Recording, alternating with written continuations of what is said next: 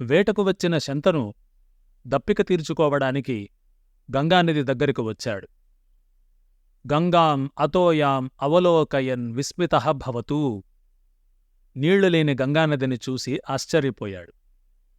ఒక రాజ్యంలో నది ఎండిపోయింది అంటే అది రాజు యొక్క వైఫల్యాన్ని సూచిస్తుంది అని అంటుంది శాస్త్రం.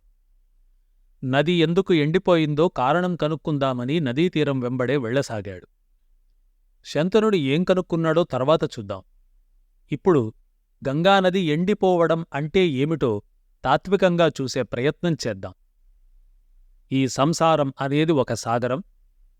ఈ సంసారం ఒక నది. పుట్టుకతో మొదలైన జీవితం ప్రవహిస్తూ వెళ్ళి మరణం అనే సముద్రాన్ని చేరుతుంది. మరొక పుట్టుకతో మళ్లీ ప్రవహించడం మొదలుపెడుతుంది. ఈ చక్రం ఇలా తిరుగుతూనే ఉంటుంది. ఈ జనన మరణాల ప్రవాహచక్రం ఎండిపోవాలి అంటే మనం దేవవ్రతులం కావాలి. బ్రతికి ఉన్న సమయంలో ఎక్కువ భాగం శాస్త్రజ్ఞానాన్ని సంపాదించడానికి ఉపయోగించాలి. జ్ఞానమనే బాణంతో సంసారమనే నదీ ప్రవాహాన్ని అడ్డుకోవాలి. ఇది శంతనుడి రాజ్యంలో జరిగేది. అంటే ఎవరు శాంతతనువులై ఉంటారో వారి సంసారమనే ప్రవాహం ఎండిపోతుంది. పునర్జన్మ రాహిత్యం కలుగుతుంది. ఇది దేవవ్రతుడు గంగా ప్రవాహాన్ని ఆపివేశాడు అన్న భారత కథలోని తాత్విక సందేశం. ఇక్కడ కథలో శంతనుడు నది ఎండిపోయిన కారణాన్ని కనుక్కోవడానికి నది పైభాగానికి వెళ్లసాగాడు. అక్కడ దేవవ్రతుడు కనపడ్డాడు. ఈ కుర్రవాడ నదిని ఎండిపోయేలా చేసింది అని శంతనుడు ఆశ్చర్యపడుతూ ఉండగా దేవవ్రతుడు అదృశ్యుడయ్యాడు. అప్పుడు గంగ ప్రత్యక్షమై దేవవ్రతుడిని తీసుకువచ్చి శంతనుడి ముందు నిలబెట్టింది. మనం దేవవ్రతులం అంటే దేవుని పట్ల దీక్ష కలిగిన వాళ్లం కావాలి అంటే మొదట శాంతతనువులం కావాలి. మనకు శాంతి లభించాలి అంటే శౌచం ఉండాలి. శౌచం అంటే అంతరంగ బహిరంగ శుద్ధి.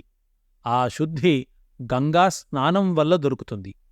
ఈ విధంగా గంగా, శంతను, దేవవ్రత అన్న పాత్రలు మనలో ఉండాల్సిన ముఖ్యమైన గుణాలు అన్నది మొదట తెలుసుకోవాలి. మాయమైన దేవవ్రతుణ్ణి తీసుకువచ్చిన గంగ అబ్బాయిని తండ్రికి పరిచయం చేయసాగింది. ఏ విధంగా పరిచయం చేస్తోంది? పరమ అస్త్రవేత్త వీరహ. శంతను, ఈ నీ కుమారుడు మహాశస్త్రాస్త్ర సంపన్నుడు, మహావీరుడు అని చెబుతోంది. తండ్రికి కొడుకు ఘనత తెలియడం కంటే గొప్ప సంతోషం ఏముంటుంది?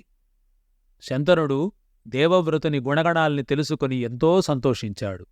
కాని వెంటనే దుఃఖానికి గురయ్యాడు. గంగా, మరి ఇతని అన్నల సంగతి ఏమిటి అని గంగను ప్రశ్నించాడు. ఎవరన్నారు కన్న తండ్రులకు కడుపు తీపి ఉండదని? కన్న తల్లిలానే ఉంటుంది అని శంతనుడు నిరూపిస్తూ ఉన్నాడు.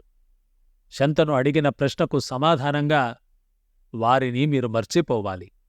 వారు నా గర్భం నుండి వచ్చారు, మళ్లీ నా గర్భాన్నే చేరారు, ఇక తిరిగి రారు అని అన్నది గంగ. ఈనాటికి గంగానదిలో అస్థి విసర్జన చేస్తారు ఆస్తికులు. బ్రతికి ఉన్నప్పుడు గంగలో స్నానం చెయ్యాలి.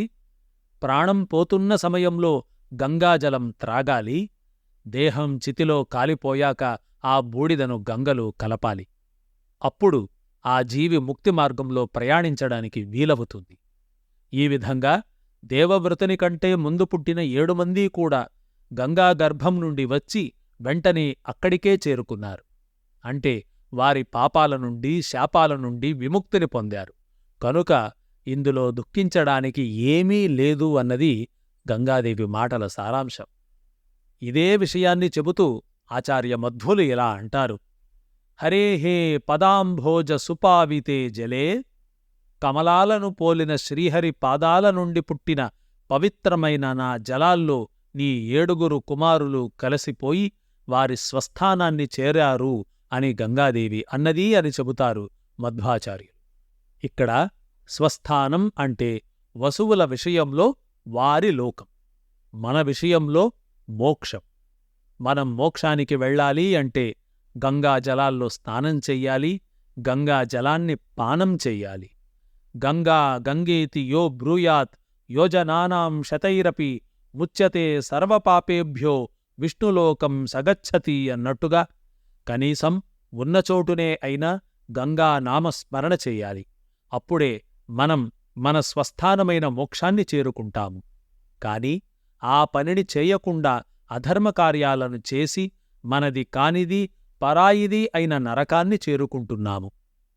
కనుక గంగాదేవి మాటల ద్వారా మన కర్తవ్యం ఏమిటో తెలుపుతున్నారు మధ్వాచార్యులు. గతం న చింతయే ప్రాజ్ఞః అన్నారు పెద్దలు. విఘ్నులైన వారు గడిచిపోయిన దాని గురించి చింతించరు. కాని మనం మన జీవితంలో ఎక్కువ భాగం లేనిదాని గురించి చింతిస్తూ ఉంటామే గాని ఉన్నదానితో తృప్తిపడం.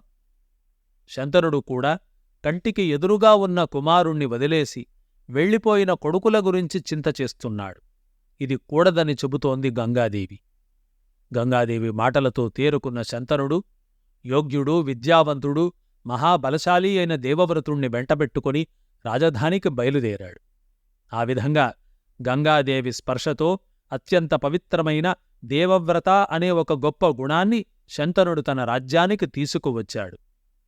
ఇంతకు రాజ్యం అంటే ఏమిటి? చాలామంది ప్రజలు, ఒక పాలకుడు, కొందరు అధికారులు, ఒకంత దోపిడి, పన్నుల బరువు.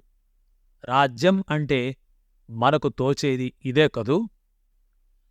లౌకికంగా రాజ్యం అంటే ఇదే చిత్రణ ఉన్నప్పటికీ తాత్వికంగా రాజ్యానికి వేరే అర్థముంది. వేదాంతంలో రాజ్యమో, దేశమో, రాష్ట్రమో అంటే దేహం అని అర్థం. మానవ శరీరాన్ని మార్మికంగా రాజ్యం, దేశం, రాష్ట్రం అన్న పదాలతో పిలుస్తారు వేదాంతులు. ఈ విధంగా దేవవ్రత అన్న ఒక మంచి గుణాన్ని, మరొక సద్గుణమైన శాంతము తన రాజ్యం అంటే ఈ శరీరంలోకి తెచ్చుకున్నది. దేవవ్రత అంటే విష్ణువ్రతమని ఇంతకు మునుపే చెప్పుకున్నాం కదా. విష్ణువ్రతం అంటే ఏకాదశి ఉపవాస వ్రతం. అంబరీషోపాఖ్యానాన్ని ఇక్కడ మనం గుర్తు చేసుకోవాలి. అంబరీషుడు తన రాజ్యంలో 8 ఏళ్ల పైబడ్డవాళ్లు, 80 ఏళ్ల లోపల ఉన్నవారు విష్ణువ్రతం అంటే ఏకాదశి వ్రతాన్ని తప్పక చేయాలని ఆజ్ఞాపించాడు అని కదా మనం విన్నది. అదే ఏకాదశిని భారతంలో దేవవ్రత అన్న పేరుతో చెబుతూ ఉన్నాడు వేదవ్యాసుడు. అలా పరమమంగళకరమైన దేవవ్రతాన్ని సాధనా శరీరానికి అనుసంధానించాలి. అందుకు మనలో గంగాదేవి అంటే శౌచం, శంతను అంటే శాంతం తప్పక ఉండాలి. ఇలా శౌచం, శాంతం, దేవవ్రతం ఉన్నచోట భగవంతుడు తనకు తానుగా వచ్చి నిలబడతాడు. చావు పుట్టుకల చక్రం నుండి విడుదల చేస్తాడు. తన స్వస్థలమైన మోక్షానికి తీసుకెళతాడు అన్న ధర్మసూక్ష్మాన్ని శ్రీమధ్వాచార్యుల వారు తమ తాత్పర్య నిర్ణయంలో వెల్లడిస్తారు. ఇలా శంతనుడిని కలిసి కురురాజ్యాన్ని చేరి ఆ రాజ్యానికి యువరాజైన దేవవ్రతుని తర్వాతి జీవనం ఎలా సాగింది, అతని జీవితంలో ఏ ఏ ఘటనలు జరిగాయి, వాటిని ఆచార్యమధ్వులు ఎలా సమన్వయం చేశారు అన్న వివరాలను తరువాతి భాగాల్లో తెలుసుకుందాం. శ్రీకృష్ణార్పణమస్తు.